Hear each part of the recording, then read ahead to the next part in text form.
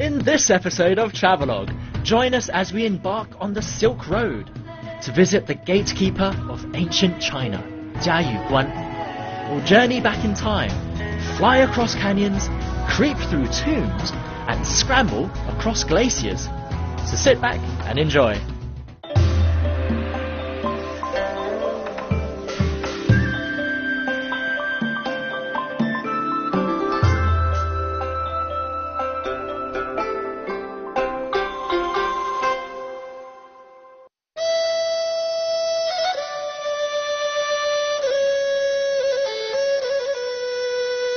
Everybody knows the Silk Road, and hundreds of years ago, when you came here, you'd have to pass through Jiayiguan. This was the most strategic location in the Hexi corridor, between two mountains, the narrowest point. This was the chokehold. But this place was not just a fortress in the middle of nowhere, and I'll show you today, because in this episode, you can find some of the best wine here. You can find murals from 1600 years ago of life on the Silk Road, painted on the bricks of underground tombs, and we might even get a bit of ice in it. I'm Taran, welcome to Travelogue, and welcome to Jiayiguan. Jiayuguan, the mouth of China. A place that once guarded the entrance to the Middle Kingdom and the thriving artery of the Silk Road. A 650-year-old Ming Dynasty fortress built to withstand the strongest of enemies. An impenetrable labyrinth. Now, first of all, you see this, the gate of Jiayiguan, and it looks deceptively simple. But firstly, you see this wall blocking your path. This is actually a very, very special wall. It's called a double cork, and it gives you two choices. You go either left or you go right. You don't know where to go. So I'm going to go left and see what's over there. There's a trap, nothing there. So I'm going to run towards this way. This is still, mind you, between two walls, so I don't know what's going on. I'm looking around. If I head that way, I'll be stuck between two walls again. I'll be losing more men.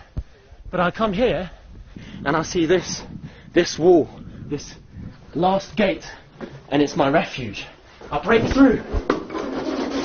4 walls on every single side. Soldiers shooting me, pelting with stones. But if I do make it past this place, then I'm home free. That is the real McCoy.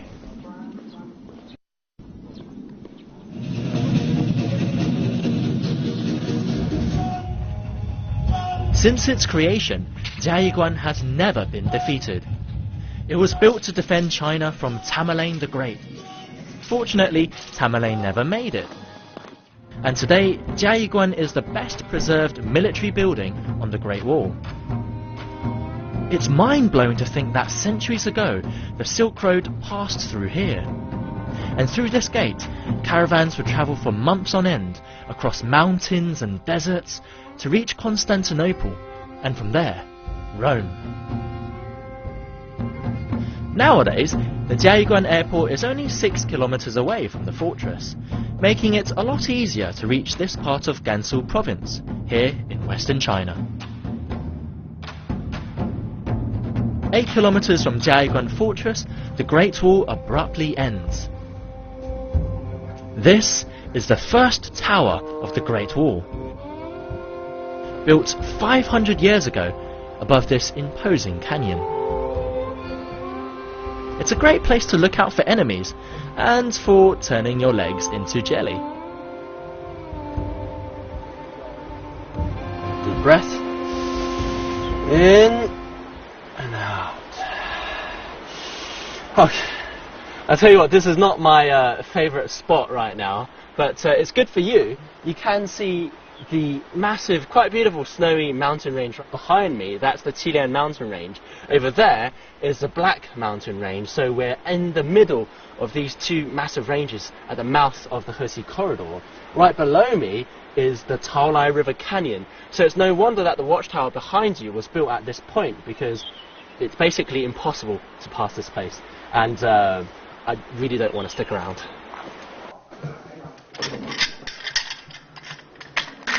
Nowadays, crossing the canyon is as easy as buying a ticket and strapping yourself onto a zip line. Alright, well, I have to do this. We've made this tight enough.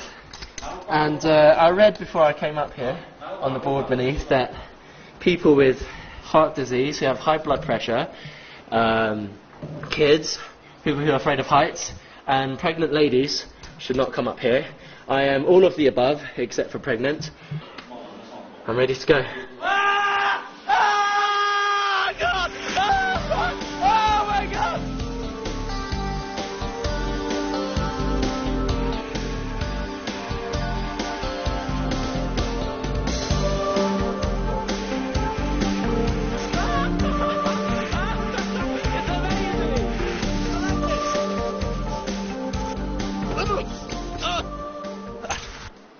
Coming up next, we'll head underground to get an intimate look at the lives of Silk Road residents, go hunting for elusive rock carvings, and witness the results of Jiayuguan's ethnic potpourri. We're here to visit a hidden gem, just 20 kilometers east of Jiayuguan city. Here's a clue: you won't find it above ground.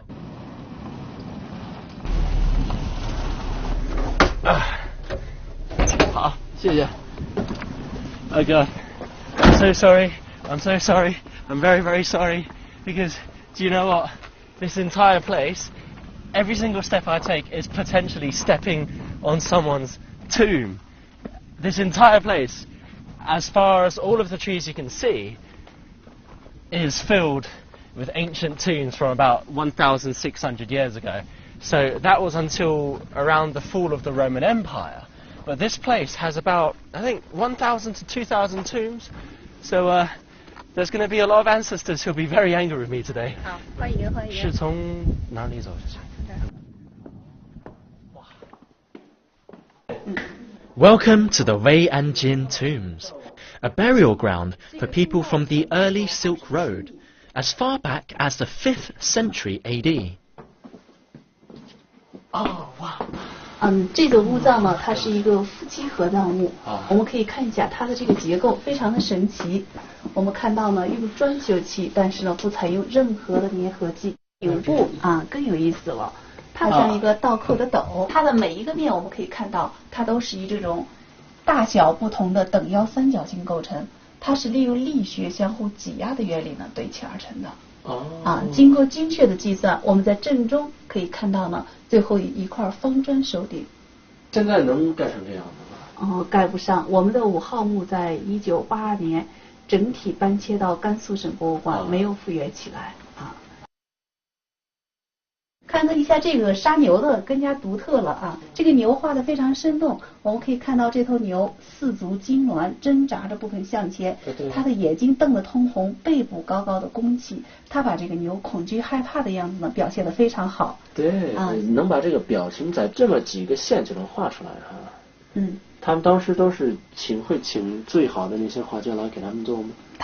这些画工呢，应该都是当地的一些临街的画工，他们对这些生活呢非常的熟悉。我们在这儿看到好多屠宰的，杀完了呢，中式我们就可以看到他们呢就进一步加工，要来吃饭了。我们来看一下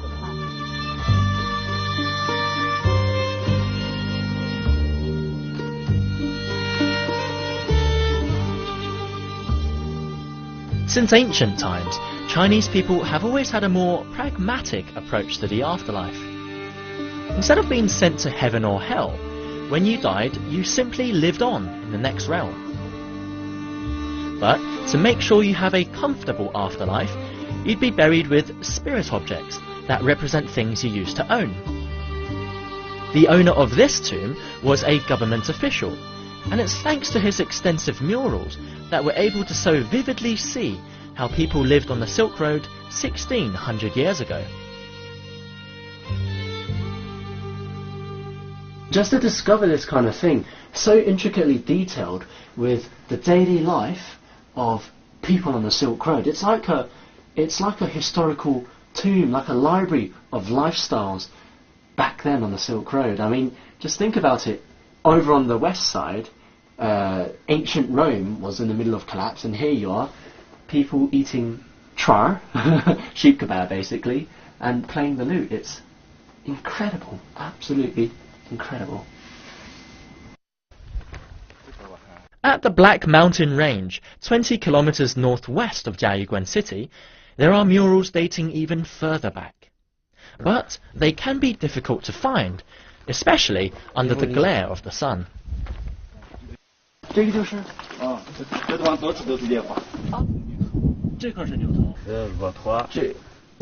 It's primitive, but if you look closely, you'll spot animals.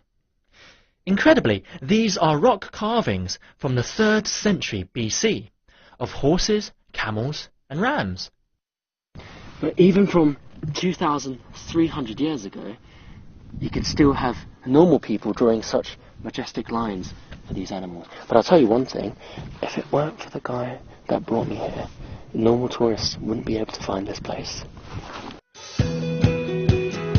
Many of Jiayiguan's sites are within 30 minutes drive of its city, making it a great place to set out from. It's where you'll find all the hotels, and it's a great place to stock up on supplies, since Jiayiguan's climate can vary from hot and dry in the desert to bitingly cold in the mountains.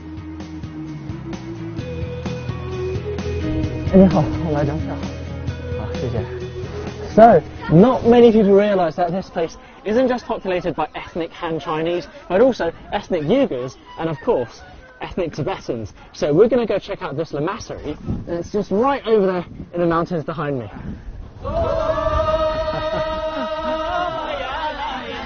But first, some Tibetan hospitality. And no, we're not being toasted with bowls of water, but 3 bowls of hard liquor each. Third one's a charm.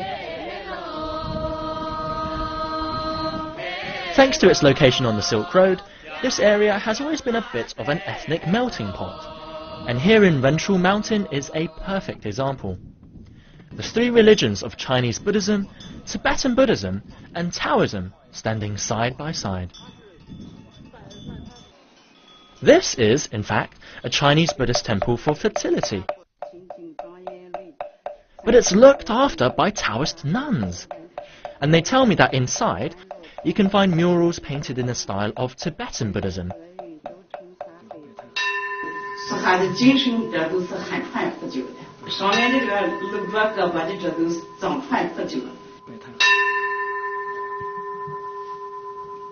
I'm only guessing here, but I think one of the reasons why they can allow Tibetan Buddhism with traditional Chinese Buddhism here is probably because of this place's history on the Silk Road, where religions and ideas always mixed and coexisted together. And even though it leaves you a bit confused, it's still pretty awe-inspiring, I have to say.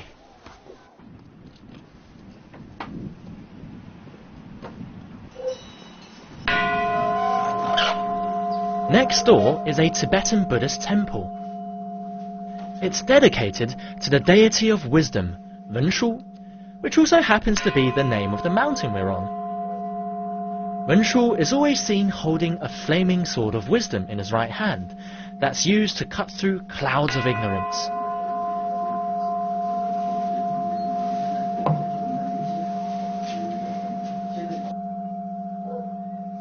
Another main reason that people come here is to visit the High Lama of this place. Of all of the lamas in Tibetan Buddhism, he has been reincarnated the most times, 17 times actually. Unfortunately, he's not here today, but people also see him to cure illnesses. He's a Tibetan doctor, so perhaps sometime you might be able to meet him too.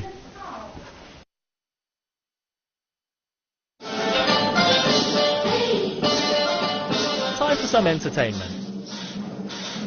Because there are so many ethnic minorities here, an evening show is a great way to relax and learn a bit about these cultures at the same time. I'm also excited to meet Uyghur people for the first time. They share the same ancestors as the Uyghurs of Xinjiang, but instead of following Islam, they believe in Tibetan Buddhism, just like the ethnic Mongols. It's all a bit confusing, but it just goes to show how diverse China's ethnic minorities really are.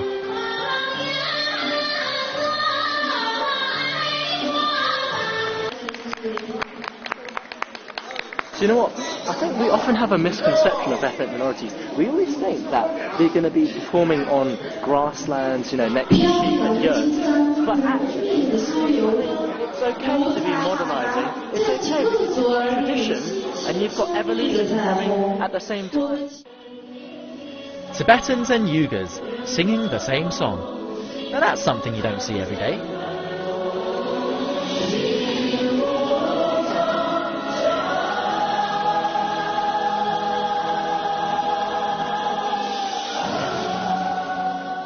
Coming up next, make sure your liver's prepared as we sample the wines of the Hersey Corridor. Discover something that defies the laws of physics and attempt to conquer Asia's most accessible glacier. About 20 minutes drive from Jiayiguan is the prefecture of Jiuquan. Its name literally means wine spring and comes from a legendary tale.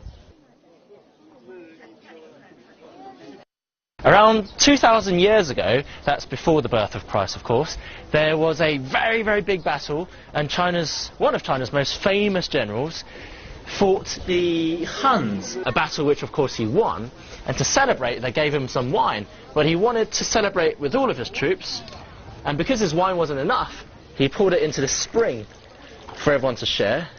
But most importantly, that battle opened up the way for the Silk Road, and of course got everyone royally smashed.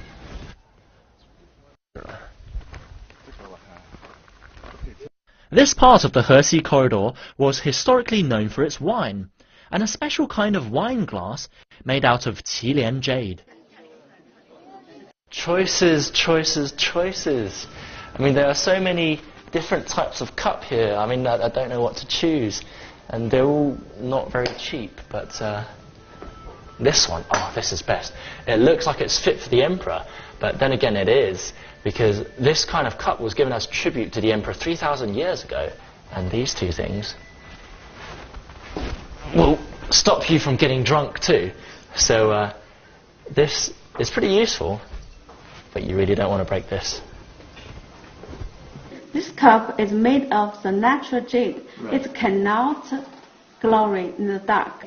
In the old time, when they pour the alcohol into the cup, the water go beyond the rim of cup, but not go outside, like as bright as mirror. Wow. In moonlight, Yeah. reflect on top of the cup. So cup become the bright. People call this cup luminous jade cup. Okay. So until today, this cup has very romantic and a beautiful name. Wow. Nice. We've got the cup, and now it's time to check out the wine. Whoa.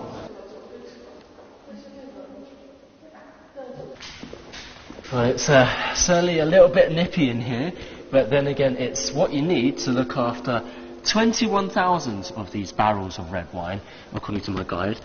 I mean, this place is actually the same size as 2 football pitches, so if I were a footballer, there'd be quite a lot of running around to get all of the red wine I need. I was pleasantly surprised to find that many of the barrels here have already been reserved by patrons. A great gift for a special occasion. But first, we've got to do a quality check. So, let me try to find this on the guide. The Zixuan Reserve Cab Sauv Dry Red from 2007. Oh, that's going to be good. 哎呀，看着这个我就想喝。酒的颜色主要是红宝石的颜色，它的沉浸度还行，看起来比较透亮的，挂杯度比较好，就说明这个酒的单宁含量比较适口的那种。Oh, that's absolutely gorgeous. Got an aroma of oak. There's a bit of berry in there, some chocolate, lots of tannins. Actually, I just read it off the book, but even so, you know, I was very surprised to find wine of this quality here. But then again, latitude-wise, this place is at 39.6 degrees, which places it very close to Bordeaux in France, which is at 41 degrees. So it's no wonder you get such good quality wine. Cheers. Absolutely gorgeous. I could get drunk off the vapors.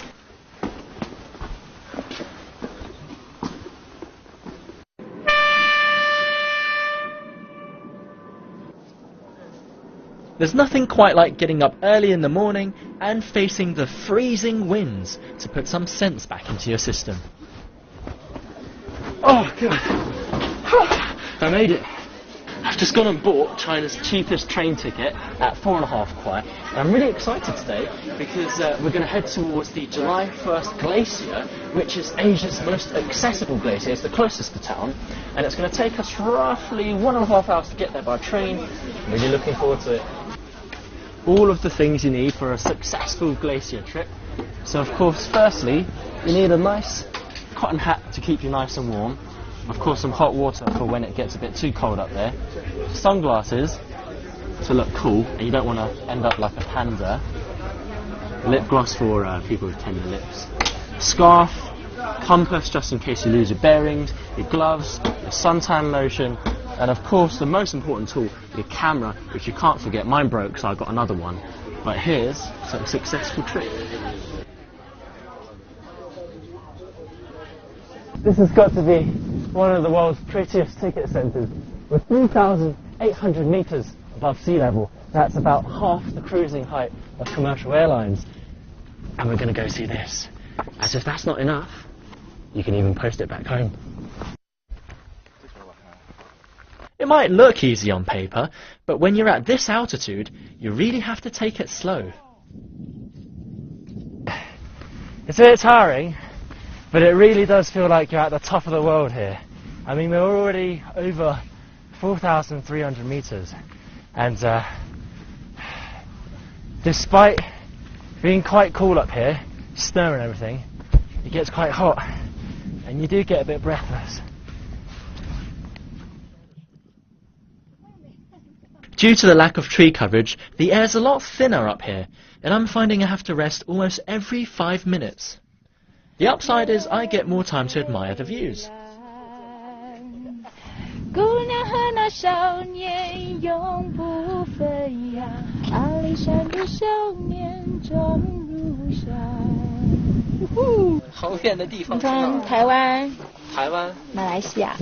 Yeah, we have high mountain, but we don't have snow in Malaysia. So how do you feel? How did you feel when you were climbing up this place? Very tough. I cannot breathe. Tough, yeah. The view is really amazing. This is the first time I saw this. Although we spent like 2 hours to climb, and it's really very good memories. For today, it's really great. So. And just like that, we arrived at the top. 2 hours of altitude-induced headaches instantly disappeared the moment I saw this glacier. It's hard to imagine that only a couple of hours ago we were still driving around in the Gobi Desert. And now here we are, walking alongside Asia's most accessible glacier.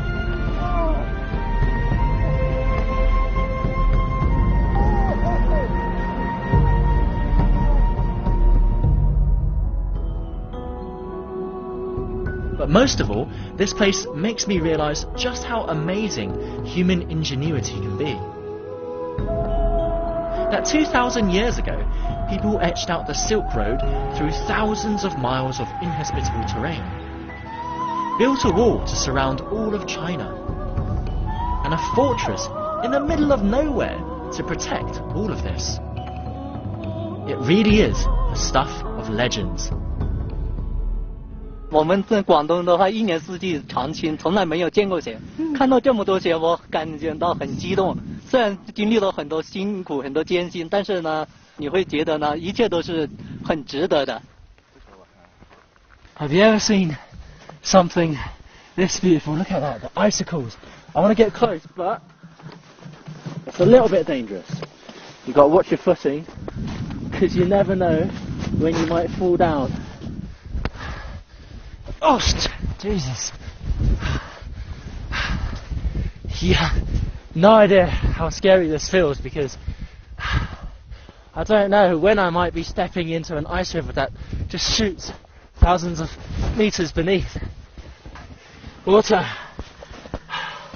the best kind. This beautiful little icicle. So, who'd have thought that out here in the Gobi Desert you could find something like this. Well, some of the best wine in the entire world, Asia's most accessible glacier, a 1,000-year-old icicle, and a perfect glass of red. I have to tell you, this entire trip has surpassed my expectations in every single way. And I hope that when you come here, you'll feel the same. I'm Turan. You've been watching Travelogue. Thanks for watching.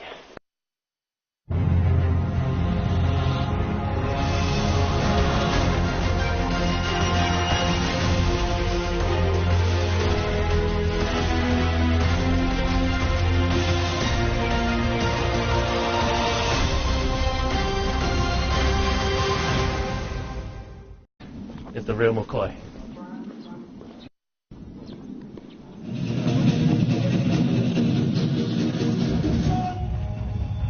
Since its creation, Jiayiguan has never been defeated. It was built to defend China from Tamerlane the Great. Fortunately, Tamerlane never made it. And today, Jiayiguan is the best preserved military building on the Great Wall. It's mind-blowing to think that centuries ago, the Silk Road passed through here. And through this gate, caravans would travel for months on end, across mountains and deserts, to reach Constantinople, and from there, Rome. Nowadays, the Jiayiguan airport is only 6 kilometers away from the fortress, making it a lot easier to reach this part of Gansu province, here in the narrowest point. This was the chokehold. But this place was not just a fortress in the middle of nowhere, and I'll show you today, because in this episode you can find some of the best wine here. You can find murals from 1600 years ago of life on the Silk Road painted on the bricks of underground tombs, and we might even get a bit of ice in it. I'm Turan, welcome to Travelogue, and welcome to Jiayiguan. Jiayiguan, the mouth of China. A place that once guarded the entrance to the Middle Kingdom and the thriving artery of the Silk Road. A 650-year-old Ming Dynasty fortress built to withstand the strongest of enemies. An impenetrable labyrinth. Now, first of all, you see this. The gate of Jiayiguan, and it looks deceptively simple. But firstly, you see this. Western China. 8 kilometers from Jiayiguan Fortress, the Great Wall abruptly ends. This is the first tower of the Great Wall. Built 500 years ago above this imposing canyon. It's a great place to look out for enemies and for turning your legs into jelly. Deep breath. In and out. Okay, I'll tell you what, this is not my favourite spot right now, but it's good for you. You can see the massive, quite beautiful snowy mountain range behind me. That's the Qilian mountain range. Over there is the Black mountain range, so we're in the middle of a wall blocking your path. This is actually a very, very special wall. It's called a double cork, and it gives you two choices. You go either left or you go right. You don't know where to go. So I'm going to go left and see what's over there. There's a trap, nothing there. So I'm going to run towards this way. This is still, mind you, between two walls, so I don't know what's going on. I'm looking around. If I head that way, I'll be stuck between two walls again. I'll be losing more men. But I come here and I see this wall, this last gate, and it's my refuge. I break through. 4 walls on every single side. Soldiers shooting me, pelting with stones. But if I do make it past this place, then I'm home free. That In this episode of Travelogue, join us as we embark on the Silk Road to visit the gatekeeper of ancient China, Jiayu Guan. We'll journey back in time, fly across canyons, creep through tombs, and scramble across glaciers. So sit back and enjoy.